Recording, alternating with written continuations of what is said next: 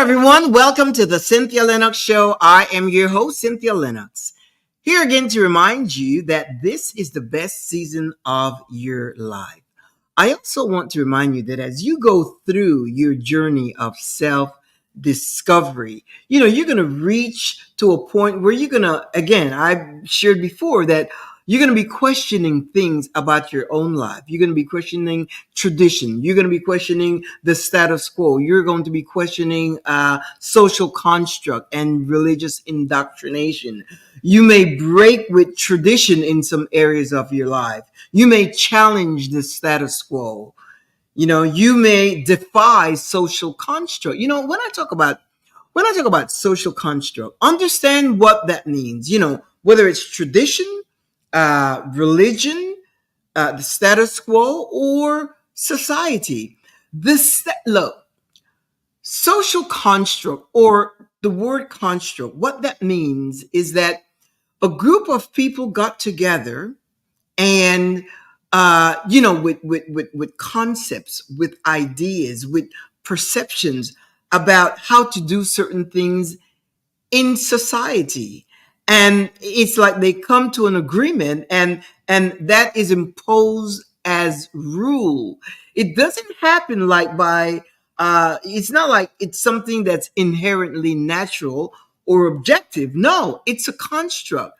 These are rules, uh, thoughts, ideas, perception, perspective, views, opinions of people like you and me. See, once you understand that, then things becomes easier. It mitigates the burden of you making change in your own life in order to advance and to come into that place of your true authentic self, that place of authenticity.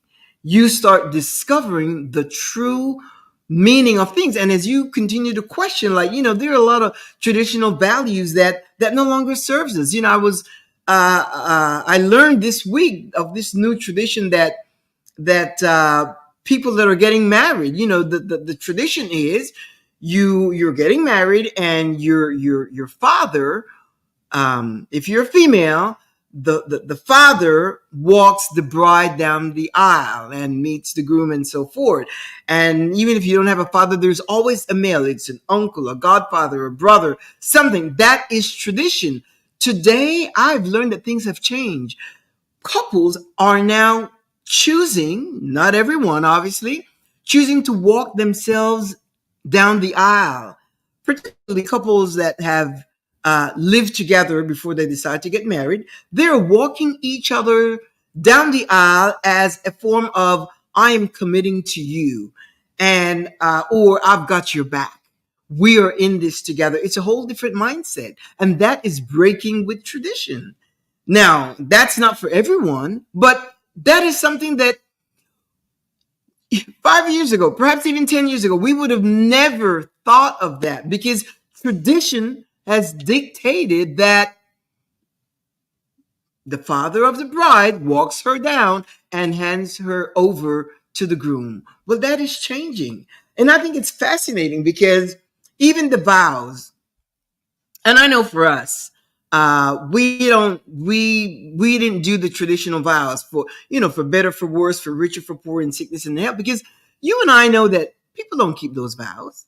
Those vows, nobody keeps those vows. Now, if I can tell you how I respect and admire you, and how I am happy to do this life, to go through life, to experience this thing called life with you, that to me comes naturally, because then I'll be speaking from my heart. And, sometimes things change as we evolve and grow and progress and things of that nature. But what I would share with my to be husband at the time we were getting married is something from my heart, other than for richer, for poor, in sickness and in health, in till death do us part. That is no. A lot of couples are just staying away from that. Again, that is tradition. That is things that are tradition. The status quo is the same thing. There's certain things that are so set in stone, and in most cases they are cultural, things, societal and cultural, and then we get locked into that, and we get stuck. You lose your creativity because you don't think outside of the box, and you don't think that you can create something new, something eccentric, something original, something that is you, that is so you. One of the things that I learned when I was going through, and I still am going through that journey, but at the onset of my own journey of self-discovery, one of the things that I discovered, that I learned for myself, that I devised, that I created, is that the purpose of life is pleasure. And I say that a lot. And every time I say it, people they kind of get quiet, because when I say the purpose of life is pleasure, now I know what I mean. When I share that with you, is to give you food for thought. You decide what you mean by that. But in most case, people think that I mean to go out and live a salacious, rambunctious life of, just freedom and liberty and all that. Even though we do embrace freedom and personal freedom and liberty, but that's not what I mean. For me, you know what it means when I say the purpose of life is pleasure. Understand this, because that is my mindset. That is my mindset that has become part of me. And as you live your life, in joy and contentment, and just happy and exhilarated, and just really enjoying the experience of every moment of your life, given whatever situation it is, your actual body continues to release hormones. They're called, the happy hormones. But what these do is, these hormones, they continue to regenerate your cells. And, it's called, I think it's oxytocin and endorphins and dopamine, all of those hormones, as your emotions and your feelings, you know, away from anger and depression, but they're exuberant and happy and joyous. And what those hormones are doing, they are regenerating the cells in your body. These cells are like anti-cancer cells, and cells that again, they are regenerative. They are anti-inflammatory. So what happens is that not only does it keeps your mind calm, at peace, but it also keeps you exhilarated and happy and healthy. So as I continue with that mindset, with those thoughts, that thought pattern, these hormones are being released into my system. They're being released into my system, dopamine and oxytocin and all of those, um, uh, serotonin, all of those hormones. So it's to my benefit. And again, that's me. I say the purpose of life is pleasure. Now you can come up with your own. When I say that, there's nothing that I'm selling. You can come up with your own. What is the purpose of your life? So when I think of my life, whatever it is that I'm doing right now, I am estoy en mi salsa. That means that I'm in my sauce, because just here chatting with you, it makes me happy. I am happy right now. And in everything that I do, I try to keep that in mind, because I know the physical benefits of that piece of information. And this is based on studies. Studies have shown that, your feelings and your emotions have a lot to do. Just like when you have anger and depression, again, it goes in the reverse. And those are things that causes, causes inflammatory disease in your body, in inflammation and just a slew of because of your emotions and your feelings and all that, it just works in the reverse. So for me, when I say the purpose of life is pleasure, I really mean that. I know what it means for me. And, of course, I've come to the point where, whatever people think, that's on them. They can think whatever they want, because that's another thing also. One of the things that you're going to have to come to reckon with is to know that people will always have an opinion of you. So when you come up with your concepts that works for you, don't be afraid to put it out there. Don't be afraid to be bold and, bodacious and confident and assertive, to put it out there unapologetically. Don't apologize. When you come up with something, don't apologize for it. Just make sure it's you. Make sure it comes from you, and make sure it works for you. That's the whole thing. So going back to construct, when you think of religious construct, because religious doctrine is religious construct. It's a construct. These are, information gathered by a structure, society, whether it's scholars or people, educators, teachers, whatever. People gather information and then they come up with things, ideas and opinions and concepts and perceptions as to how, and they agree upon it.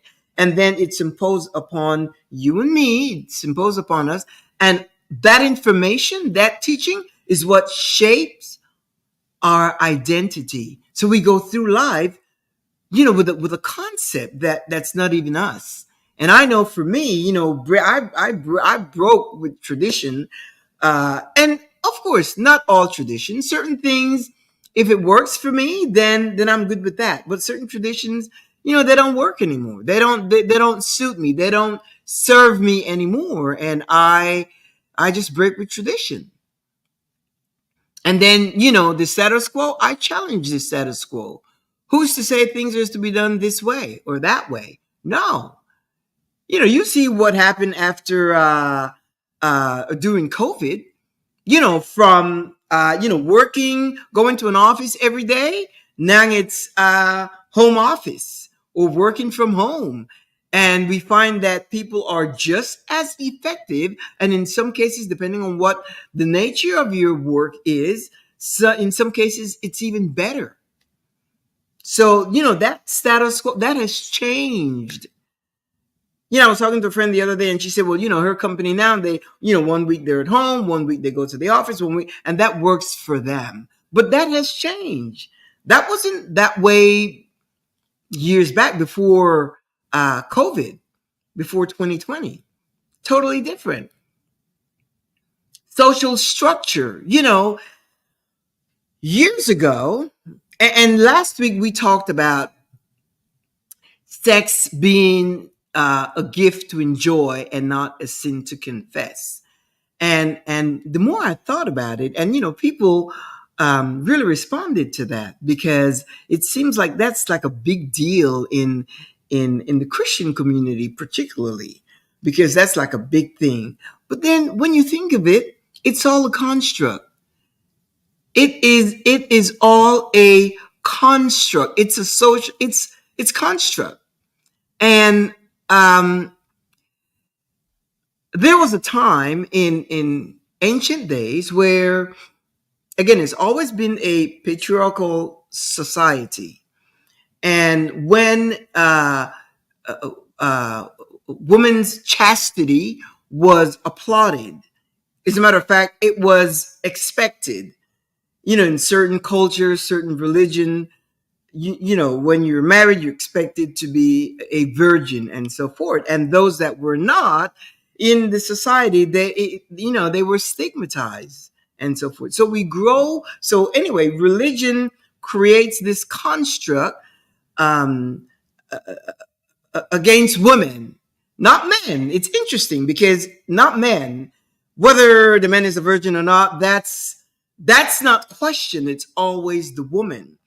And because of that, and the teaching of the doctrine of religion that tells you about yourself, that you're bad, you're a sinner, you're no good.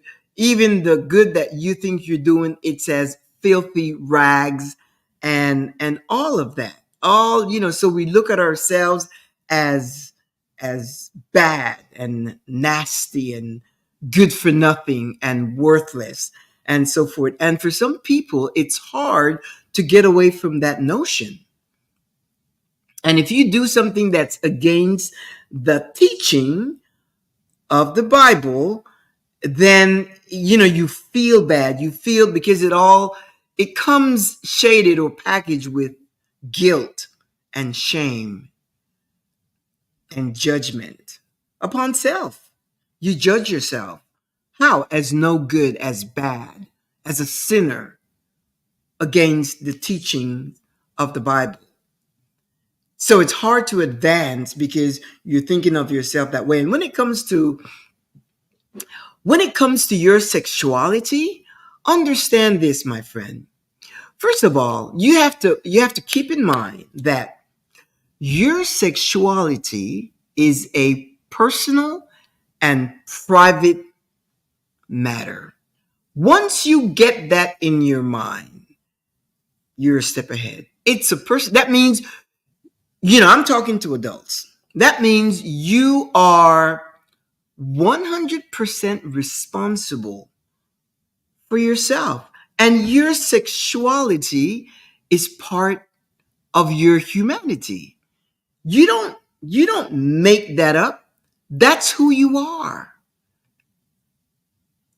We are sexual. We are emotional. We have feelings. We have, not only emotional feelings, but we have physical sensations in our body. You didn't make that up. You did not create you like that. As a matter of fact, you were not created. You were birthed. You were born. But you did not construct your parts that way. So how can you be responsible for when you have a reaction to those physical emotions? Why would you consider yourself bad or dirty or sinful? You are not responsible for that. Once you change your thinking and see it as something healthy, see sex as something healthy, healthy and enjoyable,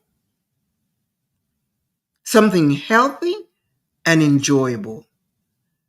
It's a gift for you to enjoy.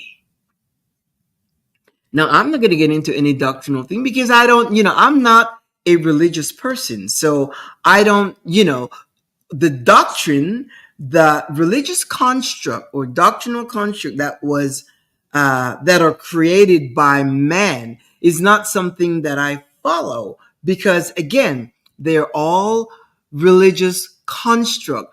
Understand, look it up. The definition of social construct. Construct. Look it up, and you will see that they are men's thoughts. And if you your Bible, I don't, anyway, if you read your Bible, you will see that based on the God that was created in that Bible, God doesn't conform to those thoughts. Because when his chosen people would go into battle with the opposing nations or the nations around them, he would say, take the loot, kill the men, kill the women, kill the babies, but the virgins, keep them for yourself. That's what he said. He said, bring them into your house and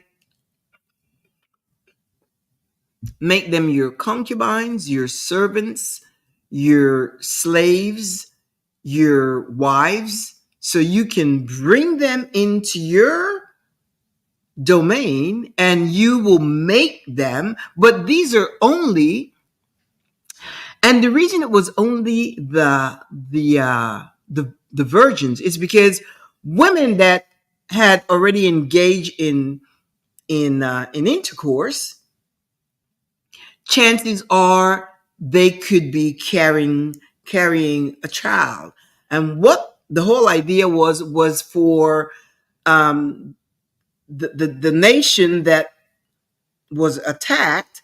They wanted to make sure that there were no remnants left of that nation, of those people, to grow up and then take revenge over God's chosen.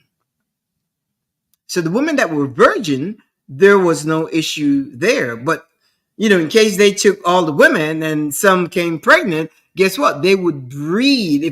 If they were the Moabites, they would breed little Moabites men and grow. They would of course have the history, and they would be a challenge to the chosen children. So the point is, God, the God of the Bible, according to this construct, says get rid of man, woman, child, suckling babies, everybody, except you keep the virgins. Imagine, this is God saying. I looked it up. As a matter of fact, in Numbers 31, the conqueror takes the virgins as wives, concubines, servants, and slaves. It says, now kill all the boys and kill every woman who has slept with a man, but save for yourself every girl who has never slept with a man. That's God saying that. And you can take her. So when the Bible talks about chastity and abstinence and celibacy and all that, those are societal construct. They made it up.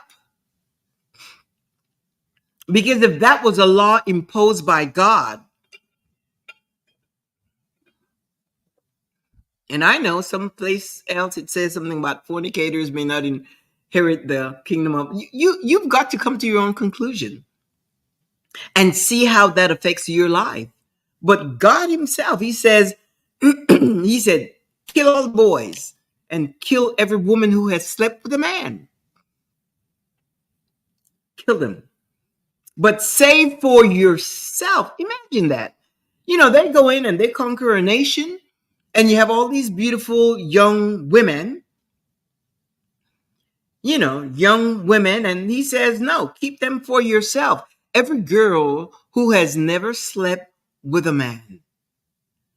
That's deep. When I was religious years ago,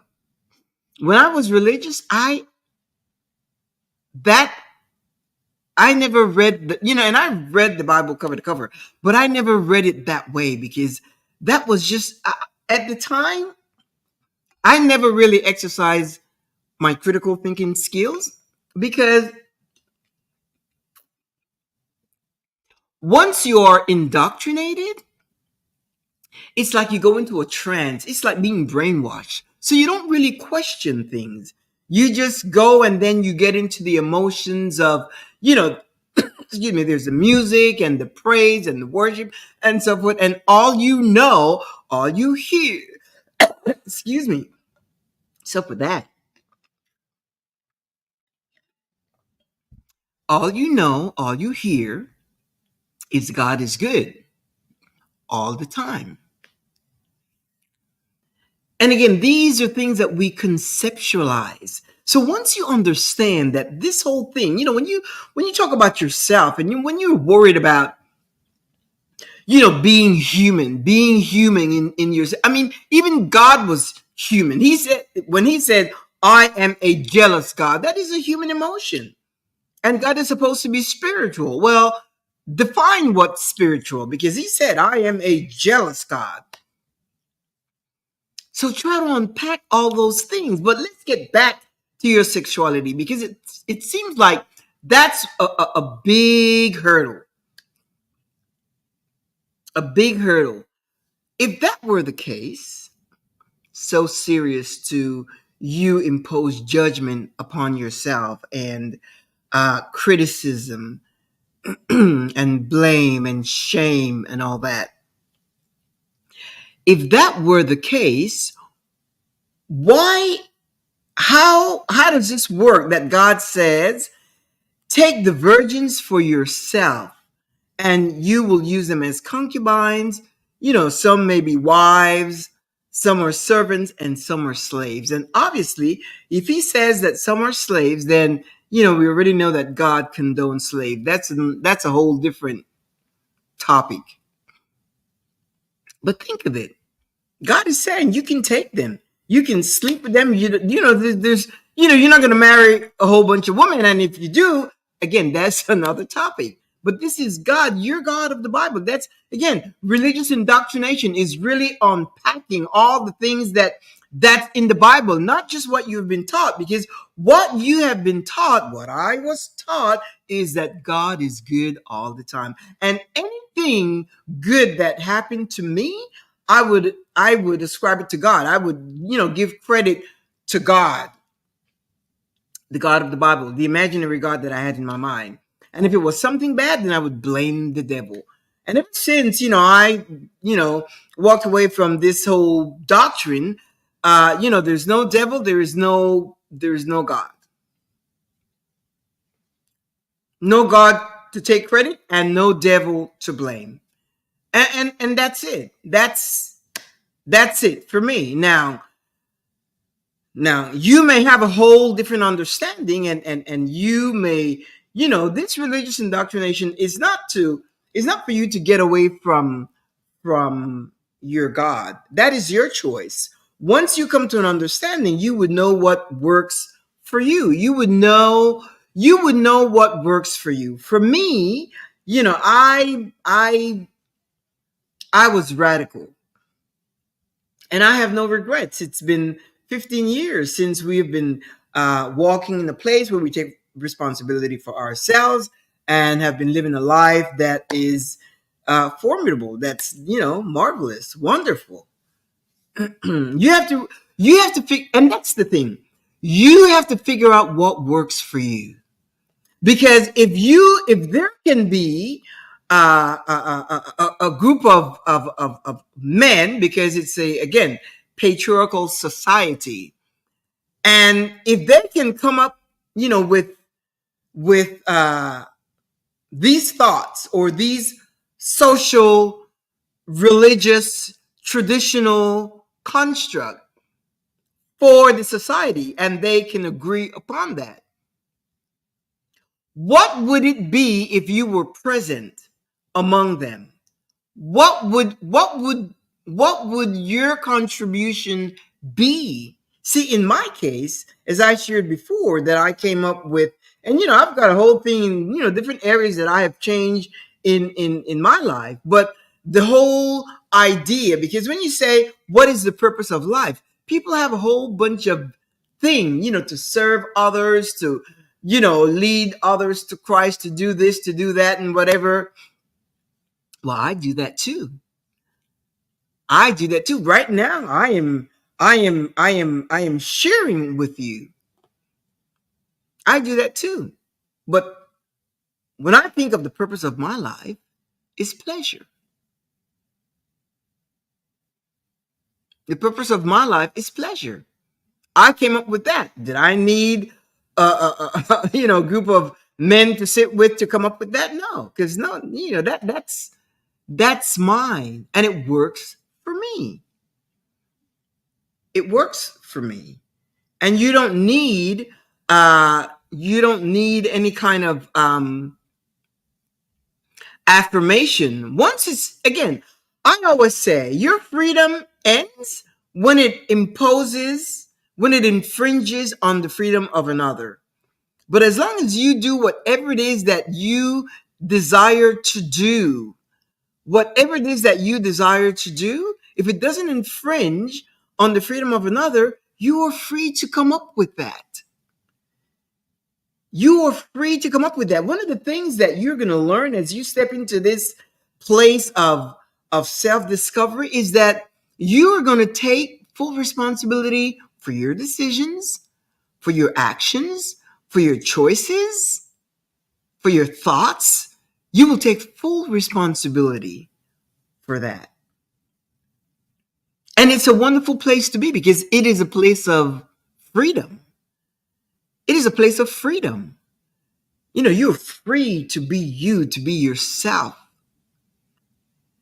And the more you experience that, the more you test yourself, the more you allow yourself to step outside of the box, the more you allow yourself to be creative and innovative and original in your own right, you will see more opportunities and ideas and experiences and situations. You will be inviting all those into your life. But the main thing that I must stress over and over and over again is the construct. Everything, there is an anatomy of belief. And I was reading about that sometime.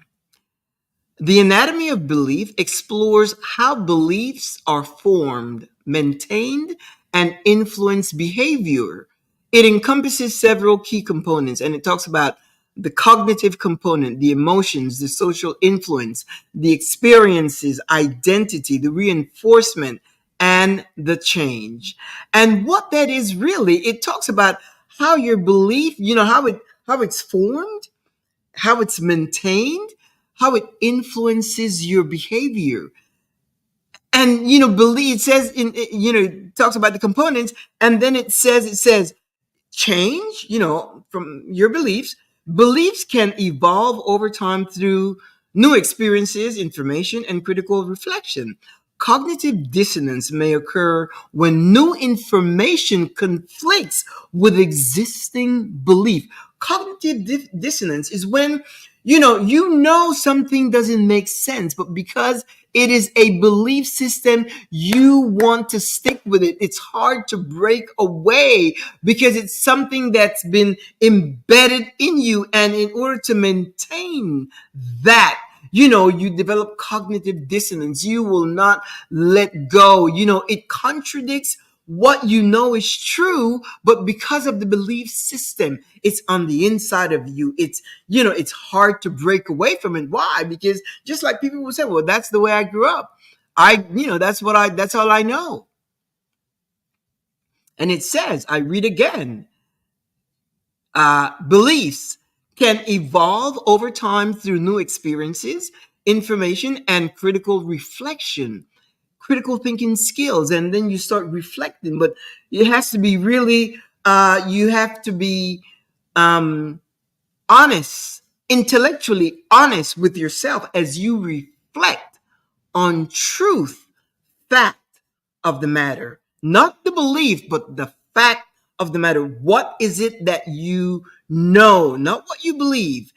And it says cognitive dissonance may occur when new information conflicts with existing belief. And that's what you said, that you came to a place where you want to come into your true authenticity, but your religious belief conflicts with that. And it says prompting reevaluation and potential change. When you find the new information that you are garnering now, when you find that it conflicts with existing beliefs, it says here, prompting reevaluation and potential change. So what's happening? It is prompting you to reevaluate. Wait a minute. Yeah, you're right. This doesn't make any sense at all. It's right here in the Bible. God commands them and he tells them, you take the You take the virgins and you take them for yourself. But then religious construct in my society, in my culture, says you can't have sex before you get married and all of that. Do you see how conflicting that is? Do you see how conflicting that is? In the meantime, you are built with a with a machine. You are built so human that you have feelings and emotions and desires and wants and needs. But then again, you think of it as bad, as nasty, as dirty, as sinful, instead of seeing it as something, wow, the ability, the opportunity you have to enjoy your humanity, your sexuality.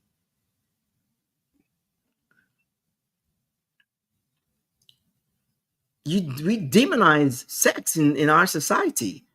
But you see, you can come away with your own thoughts how you are going to handle that. After all, you are an adult. You are an adult. You work things. You come up with your own unapologetically. Unapologetically. I can't go into every detail. If you are single, I know when I was single, the first thing I did, was to make sure that I took care of whatever it is I needed to do not to become pregnant, because that's not something that was just not in my plans. So you do what you need to do. But aside from that, you can work all those details out. The point that I'm trying to drive here is when it comes to change, it has to do with your belief.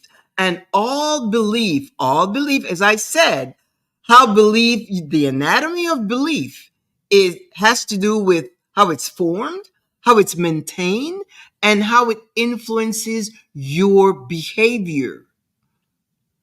And these components, cognition, emotion, social influence, experience, identity, reinforcement, change, and so forth. And where it talks about identity, it says here, beliefs are often tied to personal and group identity.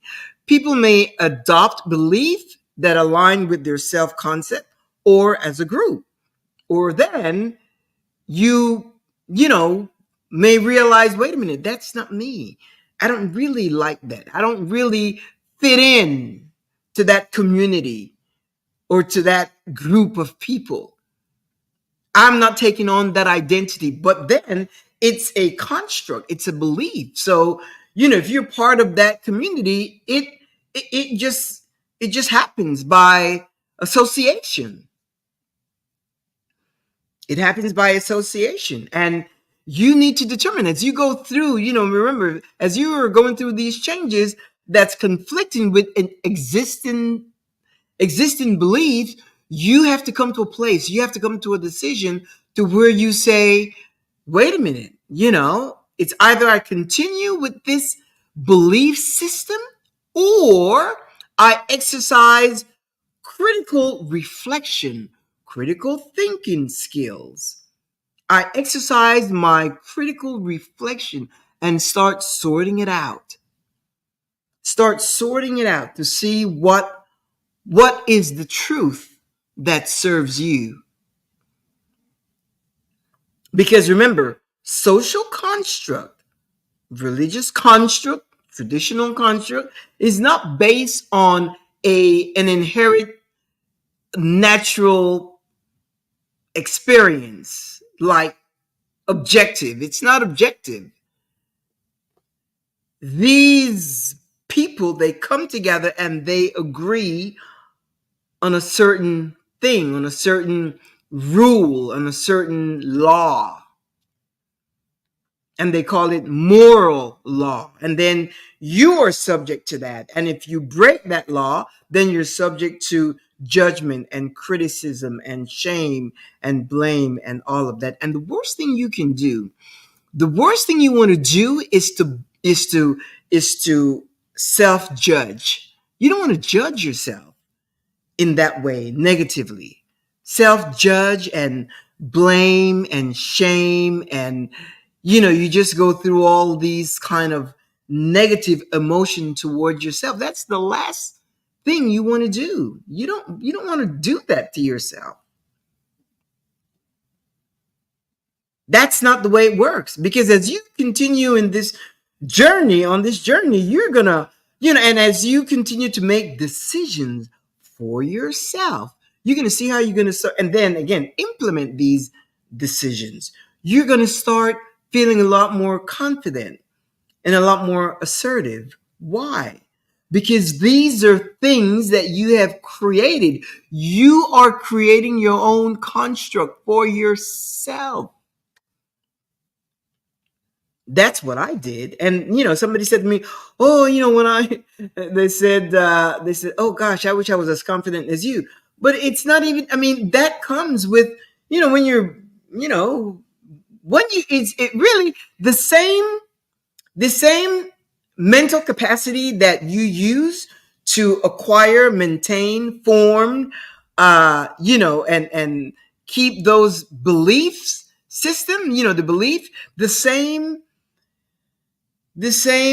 mental capacity that you had to to receive, to take, to accept, and along the years to maintain the belief that influence your behavior, your performance, your attitude, is the same ability you have to make changes. It says here that once you get information that conflicts with your existing belief, you have to make sure that cognitive dissonance does not kick in, because that is what happens to a lot of people. Uh, because it is so strong. When you believe something for your entire life, comes a time that, when you're faced with something else, it's just hard to make that change, because you're like, wait a minute, this is all I know. But then understand that the same way these laws and rules were agreed upon by men and implemented into the social structure which create our culture, which we abide by because, again, they're a social construct.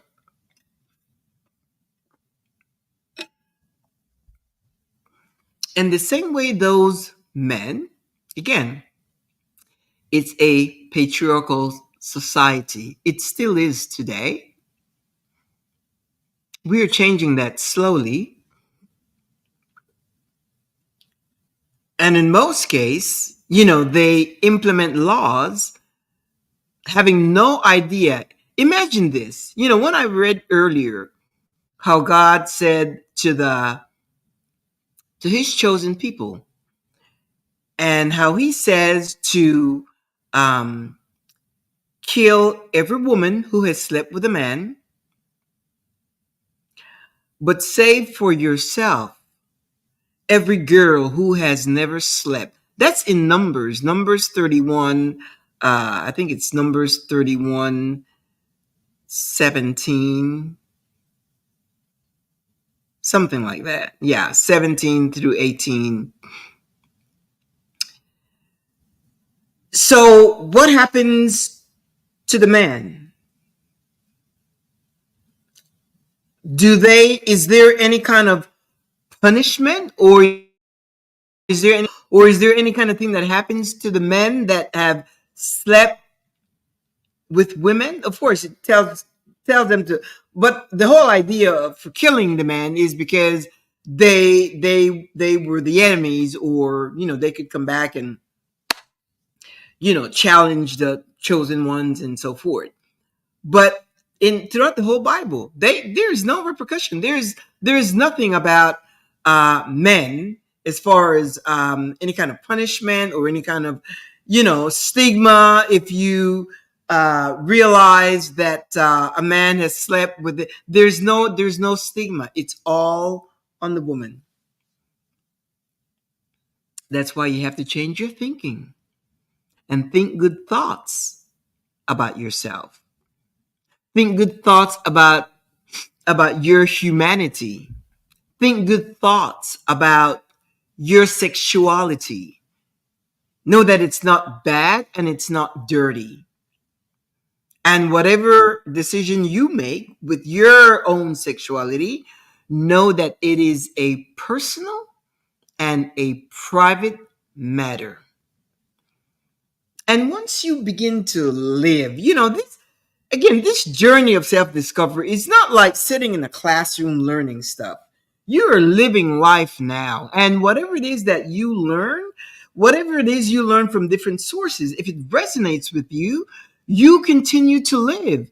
Travel. As a matter of fact, my husband and I were talking about this morning how we were talking. There was something on TV, and we were a show, and they were talking about dating after 50 or 60, something like that. 50, 60, 70, 80, or when should you stop dating, and or never. And it was, should you stop dating after 60, 70, 80, or never stop dating? And so we were saying how people, they conform to their environment. In our countries, in certain countries, like in Costa Rica, people, they don't leave. They stay. In most cases, they stay right there. They grow up, and then they stay within the compound of the family. And in the US as well, you were born in this community, in this city, in this state, and you stay there. You marry there and you stay there. Why? Because you want to be close to family, and so forth. And there's nothing wrong with that. But in most cases, you stay there and you don't grow. Your horizon don't expand. Why? Because you are living in the culture that you have learned all your life. But comes a point for those of you that are more adventurous, where you just you pack your bags and you go. You either move to another state, another city, another country, or even if you stay there. There was this. I was talking to this girl the other day, and we're talking about tradition and so forth. And she said, oh, because I shared how the younger generation, Gen Z, and even millennials, they have a different mindset. Back then it was like, you go to college, you get a degree, you find a job with a company, you buy a house, you have a white picket fence, and you retire and so forth. And then she said to me, she said, no, no, no, no, no, no. She said, for us, it's not that way. For us is you graduate from high school, you get a government job, you work there for 40 years, you retire, and then you just wait to die. Something like that. There's nothing about traveling or knowing the world, nothing. No, she says that's the way they were taught. And that is kind of cultural. And then this other person shared how there's this family with this kid. This kid is uh, graduated from high school or college. I think it's more like a 2-year college or something like that. And decided after 2-year college, decided he didn't want to go back. And it's her stepson. And the stepson had an inheritance from his grandparents. So he had a boatload of money. And the stepson, who is probably about 21 years old, decided that he wants to travel the world. And the parents are having a fit because it doesn't fit with, it's not aligned with the thought process, with the pattern, with the tradition of society. And they're having a real conflict within, because this young man of 21 years old, he decided that he wants to travel. He wants to go to Europe. He wants to do this. He wants to touch every single continent, or travel to 195 different countries, which is what's there. And I say, bravo, bravo for that kid. See, but if your mind is stuck on the status quo, if your mind is stuck on tradition, if your mind is stuck on social construct, you will not understand the dynamics of this new way of thinking. The kid is breaking with tradition. And as far as I understand, it seems like he is good with technology and good with people and good with marketing and ideas and all that. But that's not what he wants. He doesn't want to be seated in an office, using his creative skills. No, he wants to travel the world and meet people and just have a good time and discover things and new cultures and new societal customs and habits and things of that nature. And again, if you are not a progressive parent, if you are not of a progressive mindset, that would be hard for you to understand. Because why? You're going to worry that something could happen to him. You are going to be, worried that, okay, because one of the things that was mentioned within that family that she shared, what happens when he's out of money? What happens when he's out of money? I don't know how they work that out, but the kid is 21. And as far as I understand, he's got like a great inheritance from his grandparents.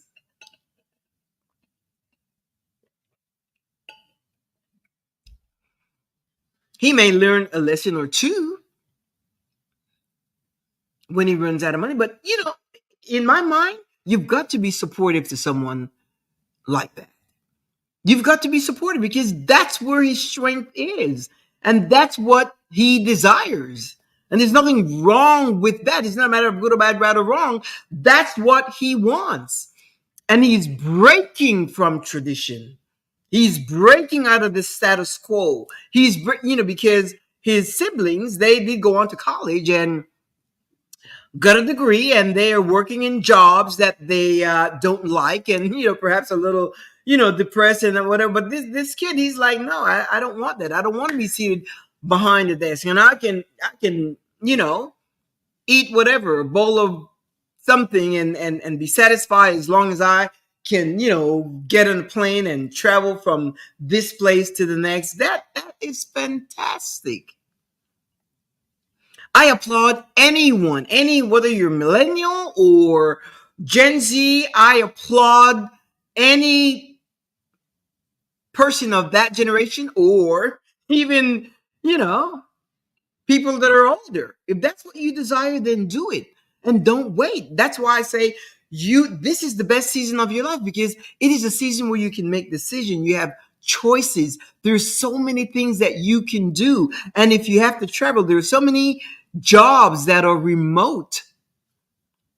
I have a friend that she's a psychologist, she's a doctor, and she was just in Geneva last month, and she's back here, and then she's going to Amsterdam, I think it is. Just all over the place. And she's working. She came back here.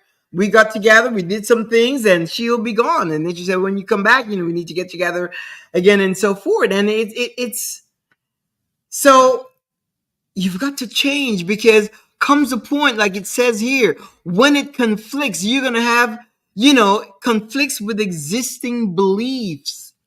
Belief is a powerful set of emotions, mindset. It's powerful. It'll keep you bound. When we left church, we were involved in a belief system, and my husband, it was more me.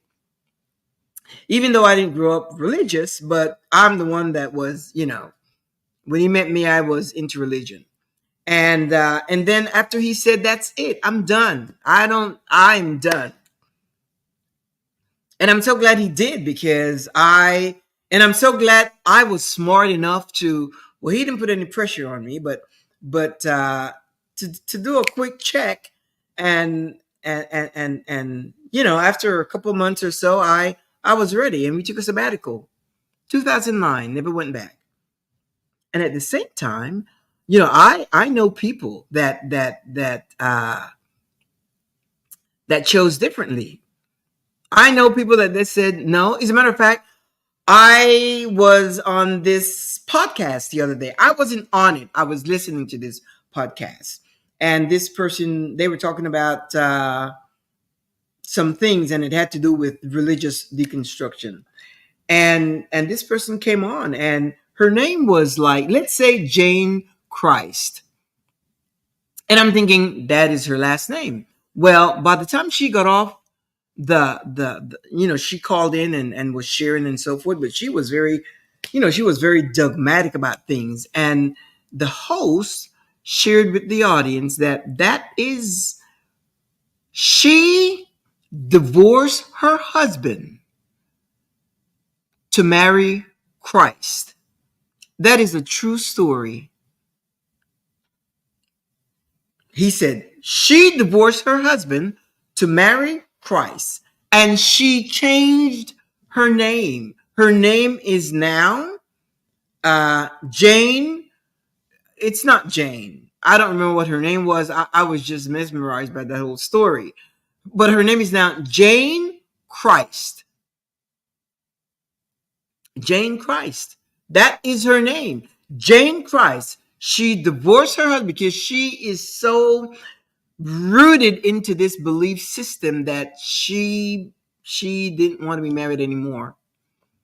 I don't know if the husband wasn't as committed as she was. I don't know the details of it. The point is, she divorced him, and her name now is Jane Christ. I thought her last name was Christ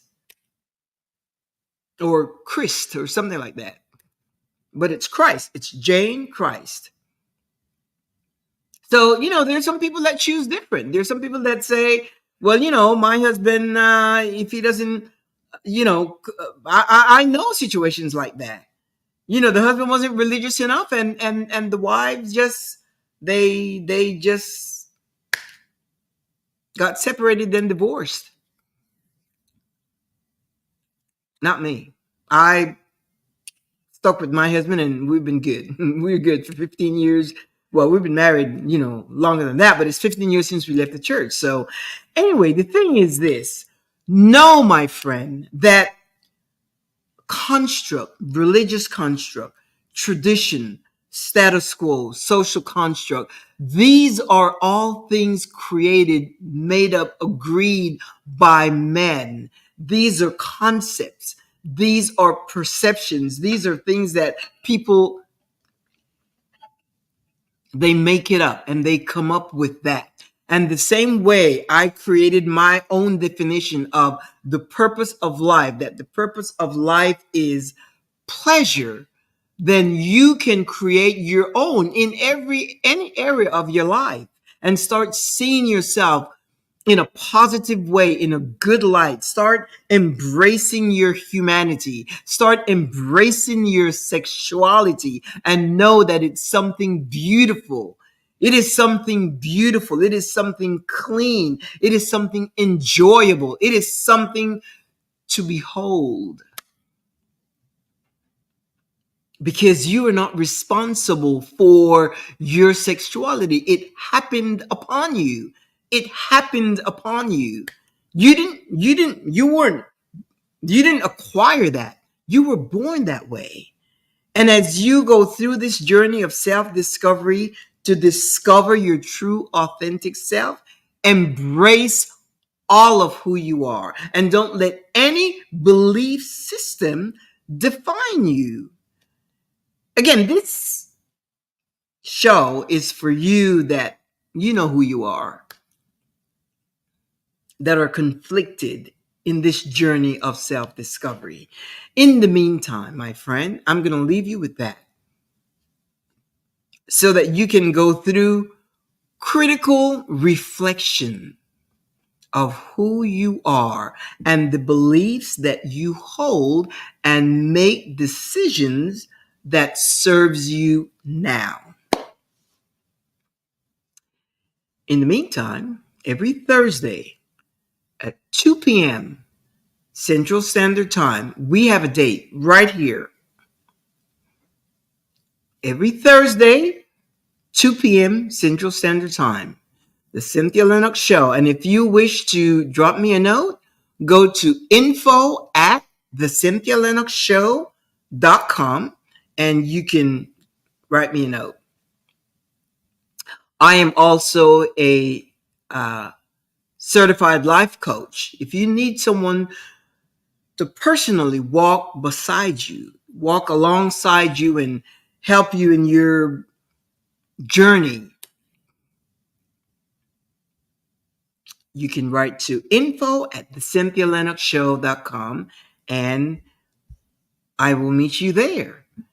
I offer a 30-minute complimentary chat just to make sure that you're okay, I'm okay, and that we're a good match, and we take it from there.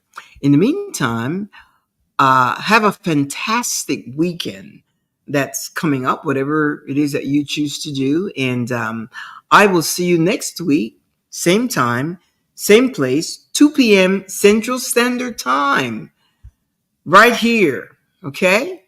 Ciao, amigos.